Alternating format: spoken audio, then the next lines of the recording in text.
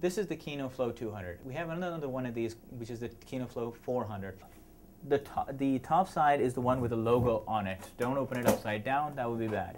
And you can just unlatch it, pretty simple, and you open it up and this is what you find. You have a light stand. You have a Flozier softbox. You have the light itself as well as an elbow. This is very, very crucial, and we'll get back to that in a second.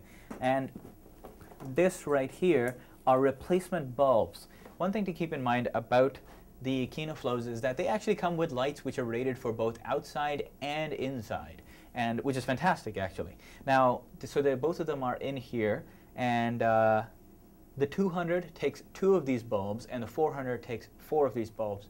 If you're going to replace the bulbs, leave the light off for a while. Make sure it's cool before you change it, otherwise you're going to burn yourself or burn the light. Now there's 2 different temperatures, and the ones they are the blue ones, which say 55 KF 55 watts on it, are the outdoor lights. The red lights, the red ones are indoor. They're 29 Kelvin, I believe. And there's a bunch of these. If you use, if one of them or 2 of them burn out, please let us know, so that we can replace the spares there. Now, if you take out the light itself, let's move this a bit further down. If you take out the light itself, you will see on the front a grid. If you open up the barn doors, you'll see a grid here. Now, do not turn the light on and leave the barn doors closed. Otherwise, you'll find you'll just melt the grid, or you know, do anything like that. This grid is not rated for use on any other lights, because we found a melted one once, and that really wouldn't be happening. They're just for this one. These lights are great because they're soft lights. They're great for interviews or as a fill light, but they're also fantastic because they don't run very warm at all. So if you're in a tight space or you're just worried about really hot lights, they don't run very hot, which is good because other lights run very, very hot. You take your light stand like this. There is a knob here, the bottommost knob. You can turn it and open these out, and that makes this come out. Try to keep these relatively wide because wider, lower center of gravity, and so it's less easy to tip over.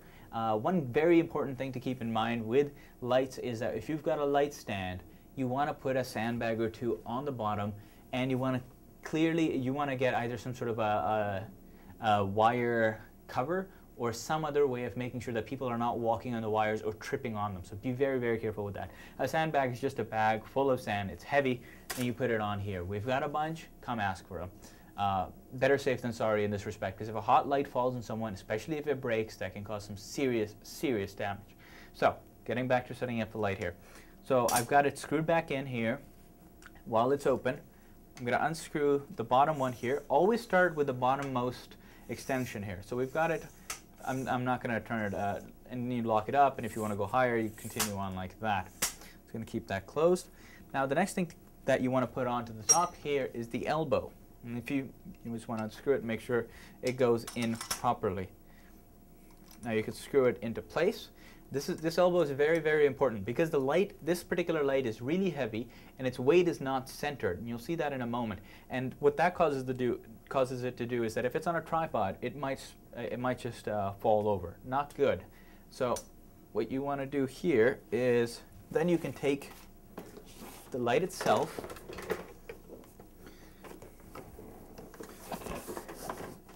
You've got the light here. This here is, you've got the light itself. This here works like a ratchet. You have to pull it out a little bit here, put it there, and then you can turn it, loosen it, or tighten it. In this case, we're going to try to tighten it. So again, righty-tighty, lefty-loosey. And so we're just tightening this up. And now this is tight. And of course, I want to loosen this up a little bit and put it up like that. Tighten it again. Make sure that this is open and put it on like that. Now, if you'll remember, the reason why we use this elbow is to offset the weight. As you can see, the light's weight is centered down the center. If you didn't have this elbow and you just put this on, it will go like this, and the light would be approximately here and it just tip over. Not good. So we've got the light up. Very important, this light comes with an on-off switch over here, as well as a dimmer switch here. One thing to keep in mind with dimmer switches is that they can change the color temperature. Pretty simple. You plug this in, make sure the barn doors are open. Very important principle, as with all lights, is you don't want to turn them on while facing someone. First of all, because it completely blinds people if you've got it blinds people if you just turn on a light in their face. Secondly, because if a bulb bursts or something, then it's not in front of somebody. So you just plug this in, turn this on facing away from someone. It's a good idea to yell some sort of a warning, usually used on film sets as sparking or lights sparking. You just yell that out and then you turn them on, and they should be working just fine.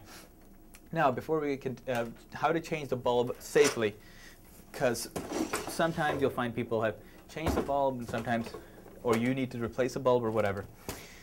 Open the barn doors. These are attached by little Velcro strips. The front one, the grid is attached by a little Velcro strip here. And now you've got these lights. Now remember, you don't want to touch these lights if they've been on, and let them cool down a bunch. And do not do this with the light plugged in. You have to unplug it before you do this, otherwise you could risk shock or injury. Now, you press the red button here, and you can pull the light right out. Over on this side, it's snapped into a little area here. Now these bulbs are made of glass, so you want to be very careful when you take them out, not to break them. They've gotten broken in the past, and it often causes serious injury.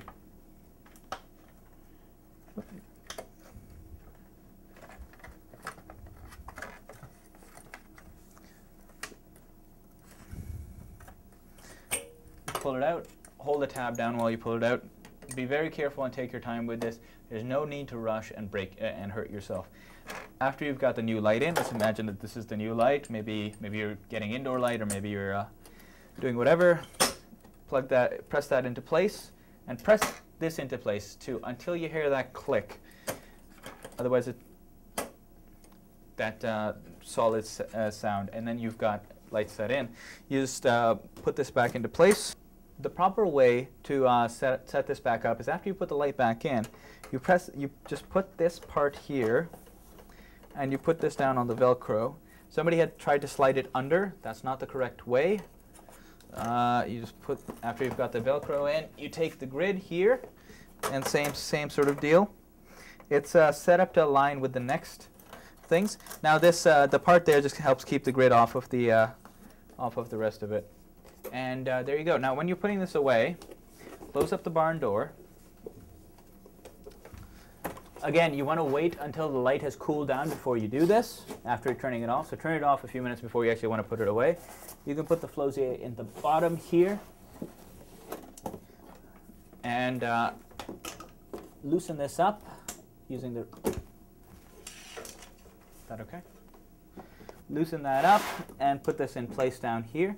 Now you can just put it here like that. Now, one thing to keep in mind, as with all of our light kits, is that all of our cords have a natural memory to them, and you want to try to follow that memory. So this one has a nice round memory. You don't want to get twists, otherwise it doesn't lay down flat, and if it doesn't lay down flat, you sometimes can't close the case. Sometimes you have other difficulty. If you find that the cable is really jumbled up, take your time with that. One thing to keep in mind is when you're putting the cable away,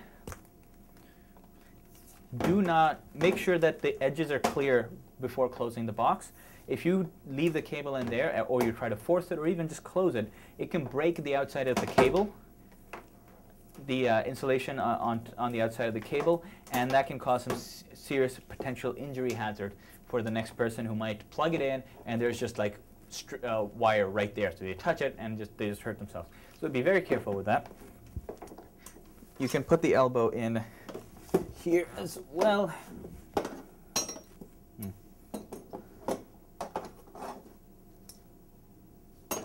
that work? That'll go there. Okay. And if the light stand is up at all, pull it down. If the light stand is up at all, you pull it down. Unscrew the bottom there and put the legs, loosen up the bottom there. You put the legs up this way, tighten it up, and this just goes at the bottom there. And again, making sure that the edges are clear. You can close the box up, and that's the Kino 200, as well as the 400. Works the same way.